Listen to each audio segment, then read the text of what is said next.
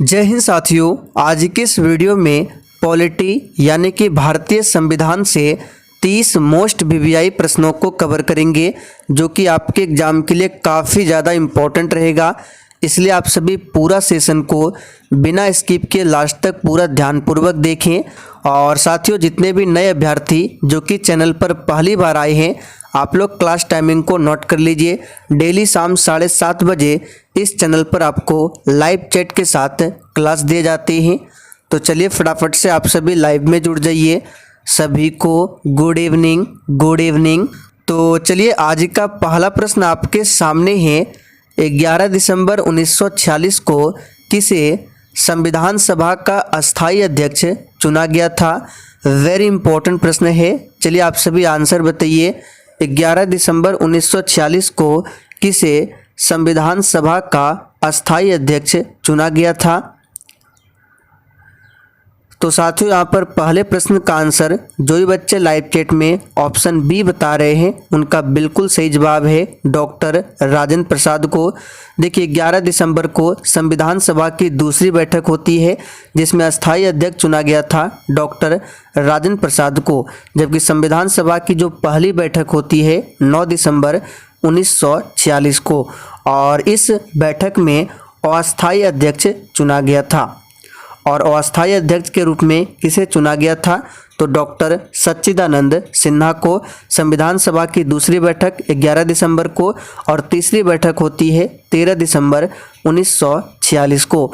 और इसी तीसरी बैठक में पंडित जवाहरलाल नेहरू ने उद्देशिका यानी कि प्रस्तावना को संविधान सभा के सामने प्रस्तुत किया था। तो इन सभी फैक्ट को ध्यान रखें। इसका सही जवाब है डॉक्टर राजेंद्र प्रसाद। चलिए आगे देखिए। भारत को एक संविधान देने का प्रस्ताव संविधान सभा द्वारा पारित किया गया था। मोस्ट वीवीआई प्रश्न है। चलिए आप सभी आंसर बताइए। तो प्यारे साथियों, यहाँ पर दूसरे प्रश्न का सही जवाब है बी ऑप्शन, 22 जनवरी 1947 को। ध्यान रखेंगे, 22 जनवरी 1947 को संविधान देने का प्रस्ताव संविधान सभा द्वारा पारित किया गया था। चलिए आगे देखिए। भारत की संविधान सभा ने किस तिथि को राष्ट्रीय ध्वज अपनाया था? चलिए आप सभी तीसरे प्रश्न के लिए आंसर बताएंगे। तो यहाँ पर तीसरे प्रश्न का सही जवाब है 22 जुलाई 1947 को।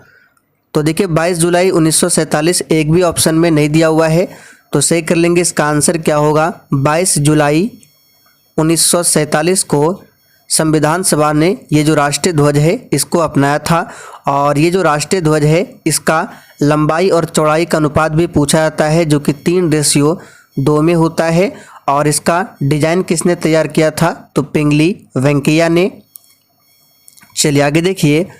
इनमें से कौन भारतीय संविधान की मसौदा समिति, जिसको ड्राफ्टिंग कमेटी भी कहा जाता है और प्रारूप समिति भी बोला जाता है, तो इसके सदस्य इनमें से कौन नहीं थे?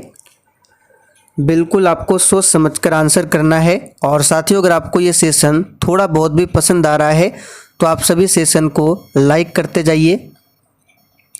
तो यहाँ पर चौथे प्रश्न का सही जवाब है ए वी ठक्कर। ध्यान रखना है, मसौदा समिति में टोटल 7 सदस्य थे, जिसमें एक अध्यक्ष थे। तो अध्यक्ष का नाम भी पूछा जाता है। तो मसौदा समिति के अध्यक्ष कौन थे? तो डॉक्टर भीमराव अंबेडकर। चलिए आगे देखिए।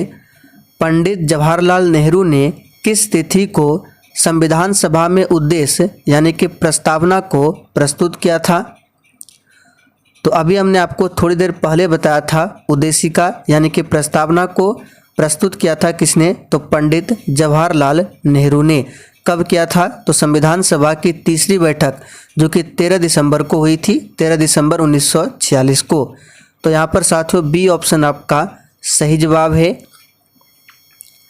स्वतंत्र भारत का पहला केंद्रीय बजट किसने पेश किया था?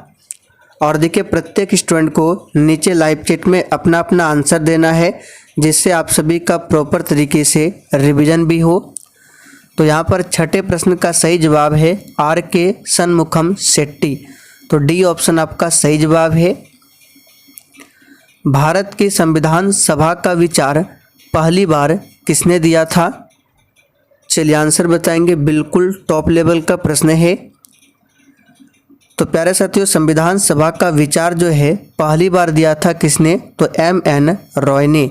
यह प्रश्न काफ़ी बार एग्जाम में पूछा गया है, इसको नोट कर लेंगे।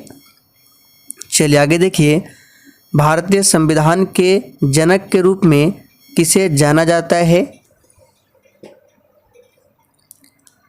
तो साथियों यहाँ पर 8वें प्रश्न का सही जवाब है डॉक्टर भीमराव अंबेडकर को संविधान सभा के जनक के रूप में जाना जाता है।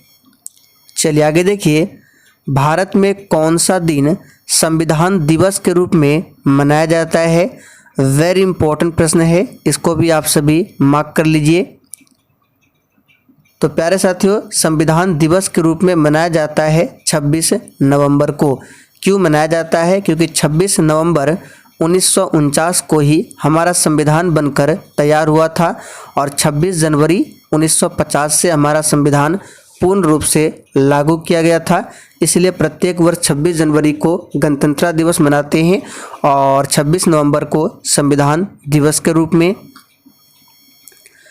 निम्नलिखित में से कौन सा भारतीय संविधान का स्रोत नहीं है? चलिए, बिल्कुल टॉप लेवल का प्रश्न है, आंसर कीजिए। तो यहाँ पर सही जवाब क्या होगा? देखिए, भारतीय संविधान में फ्रांस के संविधान से भी कुछ न कुछ लिया गया है, आयरलैंड के संविधान से भी लिया गया है, USA के संविधान से भी लिया गया है, लेकिन डेनमार्क के संविधान से हमारे भारतीय संविधान में एक भी चीज़ को नहीं लिया गया है। तो यहाँ पर फर्स्ट ऑप्शन आपका सही जवाब है। चलिए आगे देखिए, भारतीय संविधान में पंचवर्षीय योजना का प्रावधान किस देश से लिया गया है? और देखिए साथियों, आज के इस प्रैक्टिस सेट में आपके जितने भी प्रश्न सही होते हैं, सेशन के लास्ट में आपको कमेंट करके अपना अपना स्कोर जरूर देना है। तो पंचवर्षीय योजना का प्रावधान जो है ये लिया गया है USSR के संविधान से। तो यहाँ पर डी ऑप्शन आपका सही जवाब है। चलिए आगे देखिए, भारतीय संविधान में मौलिक अधिकार किस संविधान से अंगीकार किए गए हैं? देखिए, मौलिक अधिकार के बारे में हमने आपको बहुत बार बताया है। वर्तमान में टोटल 6 मौलिक अधिकार है। पहले कितने थे? तो पहले थे 7 मौलिक अधिकार, वर्तमान में 6 है। तो कौन सा एक मौलिक अधिकार हटा है? तो संपत्ति का जो मौलिक अधिकार था ये अब हटा दिया गया है और इसे अब रखा गया है आर्टिकल 300A में, और इसे बना दिया गया है लीगल राइट्स यानी कानूनी अधिकार। तो इस प्रकार से वर्तमान में 6 मौलिक अधिकार है और इसे लिया गया है संयुक्त राज्य अमेरिका के संविधान से। तो यहाँ पर पहला ऑप्शन आपका सही जवाब है। चलिए आगे देखिए, और देखिए राष्ट्रपति पर जो महाभियोग की प्रक्रिया है इसे भी लिया गया है अमेरिका देश के संविधान से ही। भारत के संविधान में निम्न में से किस अनुच्छेद में शिक्षा के अधिकार की व्याख्या की गई है? चलिए, काफ़ी ज़्यादा महत्वपूर्ण प्रश्न है। इस प्रश्न पर आप सभी डबल स्टार मार्क कर लें, बार बार पूछा जाता है। तो किस आर्टिकल में शिक्षा के अधिकार की व्याख्या की गई है? तो याद रखिएगा आर्टिकल 21A में। तो यहाँ पर डी ऑप्शन आपका सही जवाब है। और शिक्षा जो है ये किस सूची के अंतर्गत आता है? तो समवर्ती सूची, सभी को ध्यान रखें, ये समवर्ती सूची के अंतर्गत आता है। संविधान के अनुसार किस अनुच्छेद के तहत जीवन की सुरक्षा और व्यक्तित्व स्वाधीनता प्रदान की गई है? तो यहाँ पर इस प्रश्न का सही आंसर है ऑप्शन बी, अनुच्छेद 21। भारतीय संविधान का कौन सा अनुच्छेद उपाधियों के अंत को सुनिश्चित करता है? चलिए आंसर बताएंगे फटाफट से। ये सभी प्रश्न आपके एग्जाम के लिए सिलेक्टेड प्रश्न है। तो यहाँ पर 15 का आंसर हो जाएगा अनुच्छेद 18। भारतीय संविधान के किस अनुच्छेद में पंचायतों और स्थानीय निकाय शासन से संबंधित प्रावधान शामिल है? तो ये आर्टिकल कौन सा है? तो याद रखिएगा आर्टिकल 243 है। निम्नलिखित भारतीय संविधान के अनुच्छेदों में से कौन से अनुच्छेद में राज्यों के विधान परिषदों के गठन के लिए प्रावधान किया गया है? तो कौन से अनुच्छेद में राज्यों के विधान परिषद के गठन के लिए प्रावधान किया गया है? तो याद रखिएगा आर्टिकल 169। यहाँ पर बी ऑप्शन आपका सही जवाब है। निम्नलिखित में से कौन सा अनुच्छेद उपराष्ट्रपति चुनाव से संबंधित है? तो प्यारे साथियों कौन सा आर्टिकल है? तो याद रखिएगा ये है आर्टिकल 66। ये जो है उपराष्ट्रपति चुनाव से संबंधित है। भारतीय संविधान में मूल कर्तव्यों को किस संशोधन अधिनियम के द्वारा जोड़ा गया? चलिए मोस्ट वीवीआई प्रश्न है। देखिए मूल संविधान में एक भी मौलिक कर्तव्य नहीं था, इसे बाद में जोड़ा गया है 1976 में। कौन सा संशोधन था? तो 42वां। तो यहाँ पर सी ऑप्शन आपका सही जवाब है। और कौन सी समिति के सिफारिश पर मूल कर्तव्य को जोड़ा गया? तो सरदार स्वर्ण सिंह समिति के सिफारिश पर। निम्नलिखित में से किस भारतीय संविधान में मौलिक अधिकार के रूप में सूचीबद्ध नहीं किया गया है?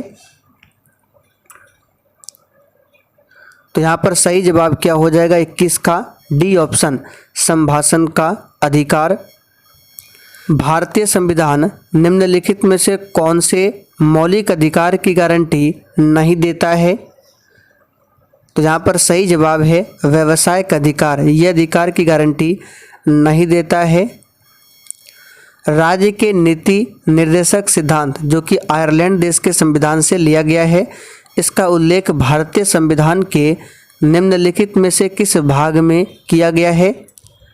चलिए तो बहुत ही सिंपल प्रश्न है, याद रखिएगा भाग 4 में।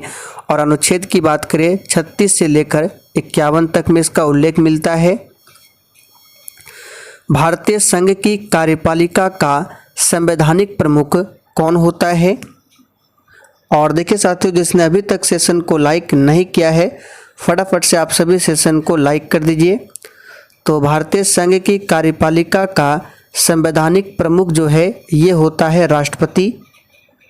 चलिए आगे देखिए, भारतीय संसद के प्रत्येक सदन को बुलाने और स्थगित करने का अधिकार किसे प्राप्त है? तो प्यारे साथियों ये प्राप्त है राष्ट्रपति को। भारत के राष्ट्रपति को शपथ कौन दिलाता है?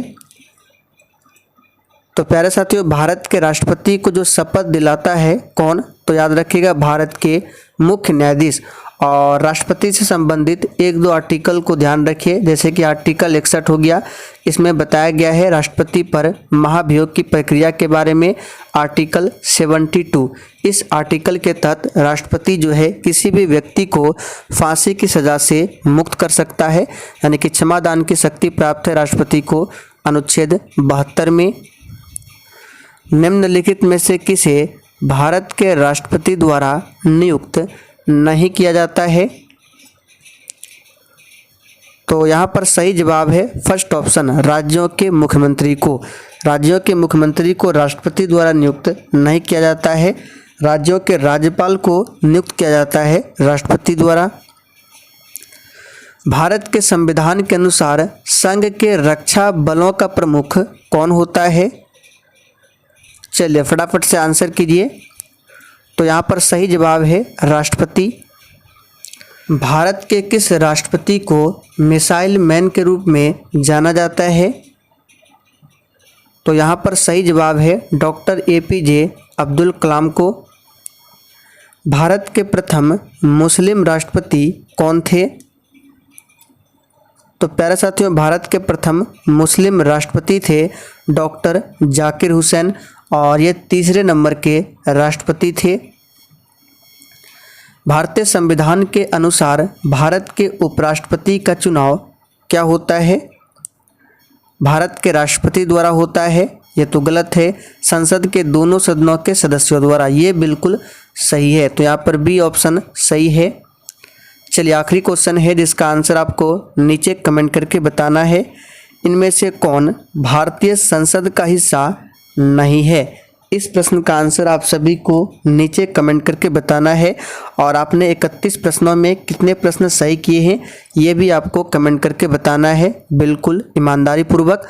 तो प्यारे साथियों सेशन अगर आपको थोड़ा बहुत भी पसंद आया हो तो जाते जाते सेशन को एक लाइक ज़रूर कर दीजिए।